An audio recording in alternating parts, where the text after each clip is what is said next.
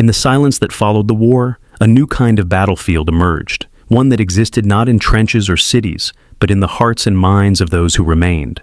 Across Europe, and especially in Germany, the echoes of the past refused to fade. They lingered in photographs tucked away in drawers, in letters never opened again, and in the uneasy glances of generations born after the guns had gone quiet. This was not the war of soldiers and bombs anymore. It was the war of memory, guilt, and inheritance. The world had witnessed destruction on a scale that defied comprehension. Cities burned, nations collapsed, and millions vanished into smoke. When the dust settled, the survivors carried not just the physical scars, but the unbearable question of how it all had happened. How could ordinary people, teachers, doctors, neighbors, have become part of something so inhuman? And for their children and grandchildren, another question began to rise. What do you do when the blood that runs in your veins is tied to one of history's darkest chapters?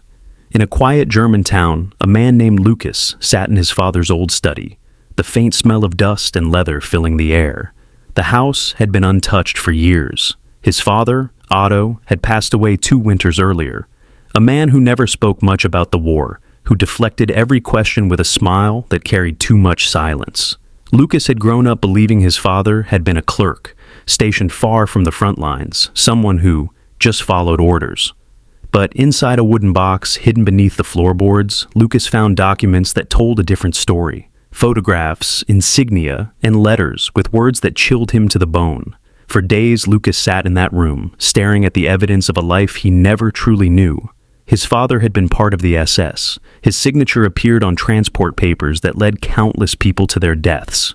The truth hit him like a tidal wave. Every memory, every childhood story, every smile at the dinner table suddenly felt tainted. Lucas realized that he wasn't just the son of a soldier. He was the son of a man complicit in genocide. But what do you do with that kind of truth? Deny it? Destroy it? Or confront it? Lucas chose to confront it. He began visiting archives, museums, and survivor testimonies, trying to piece together who his father really was. Each new discovery brought both clarity and pain. He listened to the voices of those who had suffered, people his father's decisions had destroyed. He felt shame, but also a strange sense of duty. He knew that silence was how history repeats itself.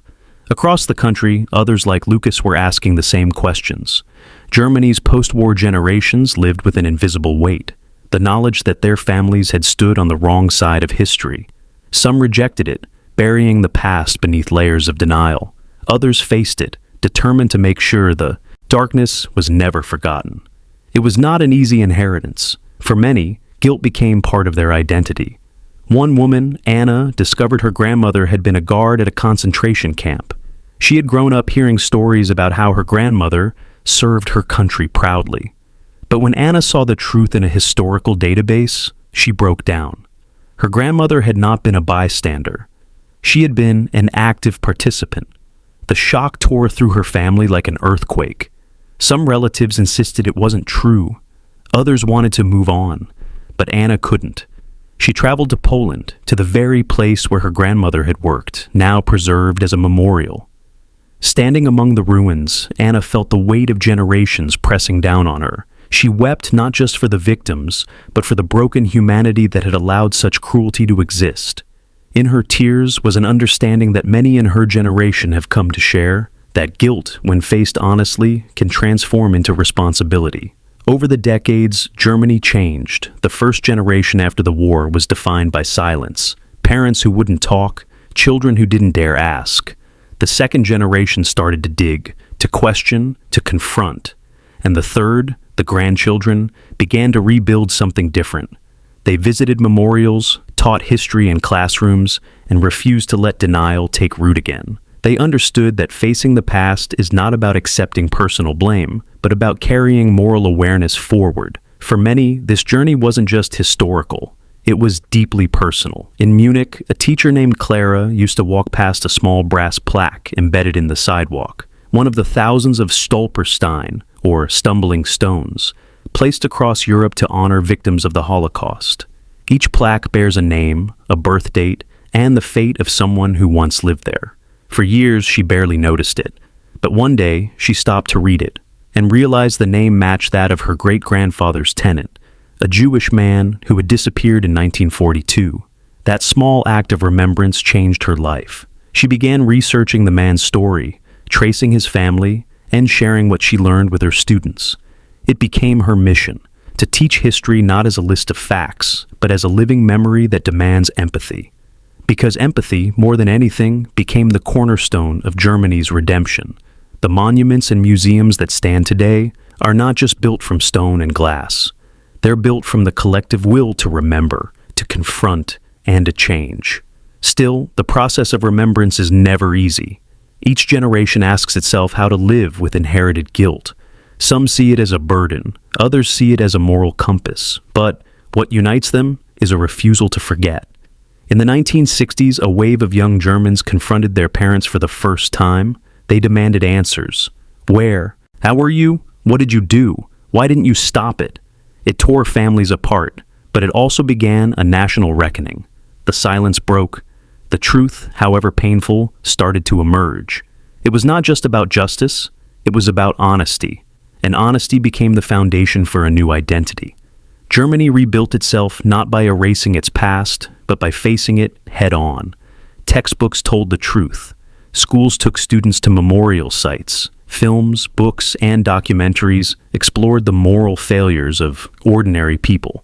Slowly, the nation began to understand that remembrance is not an act of shame, but of strength. Yet, even today, the shadow of the past lingers. In a world growing more divided, where hatred once again finds a voice, the lessons of history feel more urgent than ever. The grandchildren of perpetrators and survivors now stand side by side, trying to make sense of a future that still bears the fingerprints of the past. At a Holocaust memorial ceremony in Berlin, Lucas met the granddaughter of a survivor. They spoke for hours. Not about guilt or blame, but about healing. She told him that remembering isn't about punishment. It's about ensuring that the suffering was not in vain. Lucas realized then that confronting his father's past didn't just liberate him. It honored the memory of those who could no longer speak. The power of memory lies not in its ability to condemn, but in its ability to teach compassion. When nations remember, they evolve. When they forget, they repeat. Every generation faces a choice, to look away or to look closer, to bury the past or to understand it. And in that choice lies the difference between darkness and light. The world has seen what happens when hate is allowed to grow unchecked, when indifference becomes complicity, and when silence replaces courage. But it has also seen what happens when people choose empathy, truth, and remembrance. Germany's journey stands as proof that confronting evil does not destroy a nation. It redeems it.